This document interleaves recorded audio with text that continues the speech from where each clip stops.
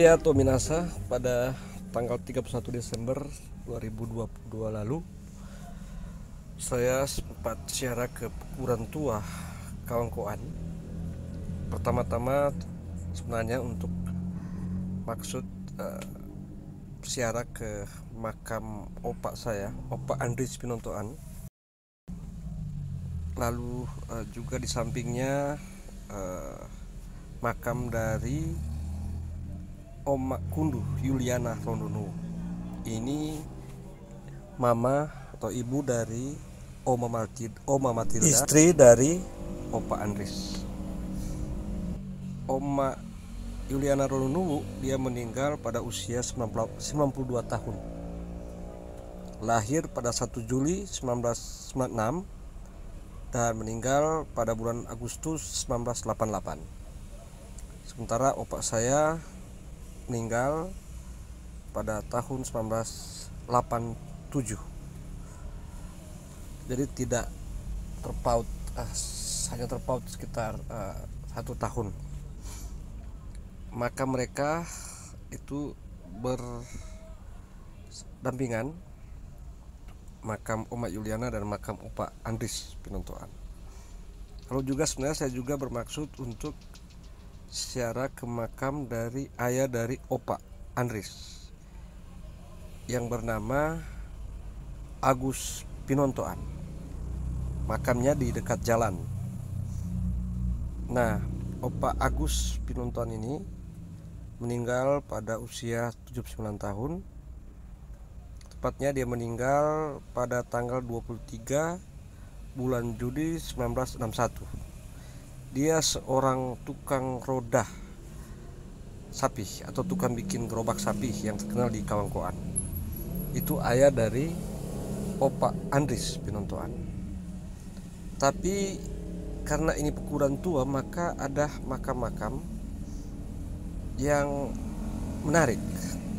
Dan ternyata beberapa makam yang tidak berjauhan dari makam Opak Andris tertulis di batu nisannya itu bermarga Tumbelaka. Makamnya besar-besar. Nah, misalnya ada yang bernama Livinus Tumbelaka. Livinus Tumbelaka ini dia meninggal pada usia 64 tahun dan dia meninggal pada tahun 1927. 1 November 1927. Nah, apakah ini ada hubungan dengan Oma Matilda Tumbelaka? Apakah itu leluhur mereka? Itu belum jelas bagi saya. Nah, selain itu ada juga makam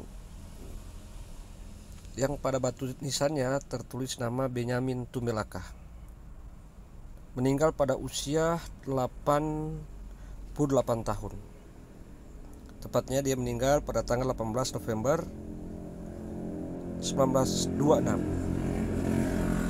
Sayang sekali makam Benyamin Tumbelaka ini sudah ditumbuhi pohon beringin sehingga badan makamnya itu terbelah.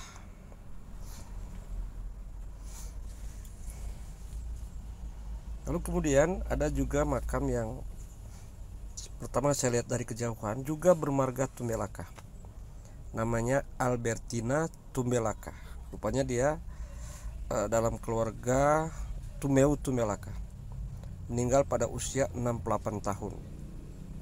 Tepatnya pada tanggal 30 Maret 1916. Jadi berapa makam tua ini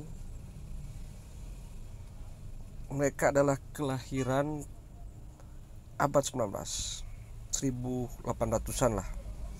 Yang kalau lihat dari bentuk makamnya, nama-namanya itu sudah Kristen. Nah, selain itu ada juga beberapa makam yang menarik bermarga Rondono. Di sini misalnya ada sebuah batu nisan tertulis berhenti di sini Daniel Rondono. Hukum tua Sendangan. Lalu kemudian juru tulis negeri 22 tahun pengukur tanah 12 tahun, kepala jaga 16 tahun, hukum tua 19 tahun. Diperbintangi tahun 1933. Meninggal pada usia 67 tahun, yaitu tepatnya meninggal pada tanggal 16 Mei 1935.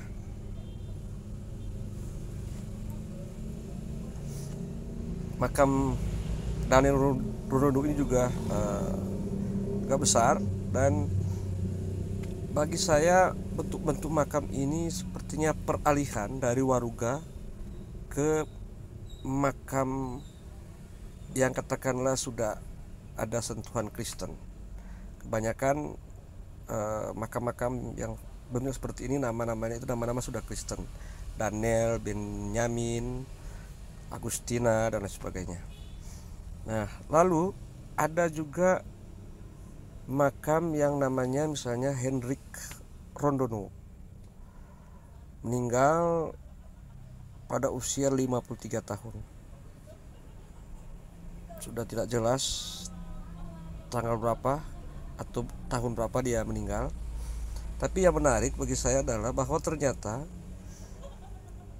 ada cara bagi orang-orang di Kawangkoan atau juga umum di Minahasa dalam rangka melestarikan makam dari leluhurnya dengan menambahkan semen, dan kemudian di situ ditulis kembali nama dari yang meninggal atau leluhur mereka yang meninggal itu. Nah, foto ini misalnya menampilkan ada yang sudah retak, tapi aslinya ternyata batu, mungkin batu kapur kebanyakan. Itu yang mungkin biasa dibuat bahan untuk dibuat waruga, jenis batu ini. Jadi nanti datang kemudian, di era kemudian baru orang menggunakan semen. Nah, ini contoh misalnya makam Hendrik Rondonu.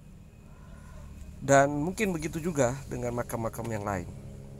Nah, selain itu saya sempat juga memotret makam-makam yang bertuliskan huruf Cina. Nah, ini sudah jelas bahwa yang dimakamkan di sini adalah orang Tionghoa. Di sini ada misalnya namanya Jiang Ling, maaf kalau salah. Usia berapa ini ya? Tapi meninggal pada tanggal 12 Desember 1950. Ini usia berapa ini? Nah, ini jelas sekali dia batu nisannya tertuliskan huruf Cina. Bukan cuma itu, tapi ada juga makam lain. Nah, ini dia.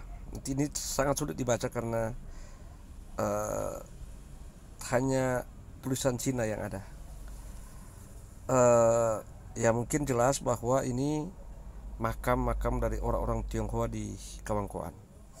Dan ini memang makam atau lokasi kuburan tua Kawangkoan raya lah, katakanlah seperti itu.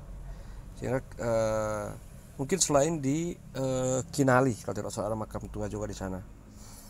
Tapi Minahasa, selain makam dari leluhur saya, lalu juga kemudian makam besar yang bermarga Tumelaka Rondonu, ada satu makam yang tanpa sengaja saya lewat di situ dan memotret. Dan ini bagi saya menarik secara sejarah karena dia berkaitan dengan sebuah organisasi kekristenan, organisasi pemuda. Di batu nisan makam ini tertuliskan Agustina Singal, meninggal pada usia 20 tahun. Jadi meninggal pada tanggal 2 Desember 1938. Nah, ada tulisan yang memberi petunjuk bahwa Agustina Singal ini seorang tokoh pemuda. Dituliskan di sini pemuda setia, SPM Talikuran. Nah, SPM ini singkatan dari Serikat Pemuda Masehi. Jadi seorang pemudi yang aktif dalam Serikat Pemuda Masehi di Talikuran, kawan-kawan. Lalu ada tulisannya mungkin agak campur dengan bahasa Belanda, ya mungkin menunjuk pada organisasi, nama organisasinya lebih jelas. Dan makam ini saya kira memberi satu petunjuk tentang sejarah pemuda Kristen di Kawangkoan. Tidak tahu persis, kita tidak tahu persis bagaimana Agustina Singal ini meninggal pada usia masih muda. Bisa kita bayangkan bahwa karena dia mungkin seorang tokoh pemuda gereja, maka ketika dia meninggal suatu peristiwa yang mendukacitakan baik keluarga maupun teman-teman pemuda gerejanya. Agustina Singal. Nah mungkin tentu keluarga-keluarga besar Singal, kawan-kawan, yang bisa menjelaskan ini. Dan ini menarik digali sejarahnya, artinya eksistensi organisasi pemuda Kristen, dalam hal ini Serikat Pemuda Masehi, ternyata di tahun 1930-an itu sudah cukup berkembang di Talikuran, dan buktinya adalah salah satu makam Agustina Singal ini yang menyebutkan bahwa dia adalah seorang pemuda yang setia, meninggal pada usia masih muda, 20 tahun. Dan kian to minasa berapa informasi terkait dengan makam-makam yang ada di kuburan tua Kawangkoan. Meskipun makam-makam ini tentu terkait dengan para leluhur atau mereka yang sudah mendahului kita, tapi ini adalah jejak-jejak sejarah. Jadi demikian ketika kita hendak misalnya menelusuri siara makam-makam tua, kita akan bisa memperoleh informasi-informasi sejarah. Memang perlu ada sebuah upaya untuk merekonstruksi sejarah jejak-jejak itu. Paling tidak dia sangat berguna bagi keluarga-keluarga besar, misalnya seperti saya bermarga Pinontoan yang ternyata terkait dengan keluarga Ronunu, Tumbelaka, dan lain-lain. Lalu kemudian ini juga bisa jadi studi sejarah kemasyarakatan, misalnya pemimpin-pemimpin masyarakat di tempat itu di masa lalu, sejarah gereja juga, termasuk seperti makam Agustina Singal tadi. Demikian to minasa, saya Denny Pinontoan.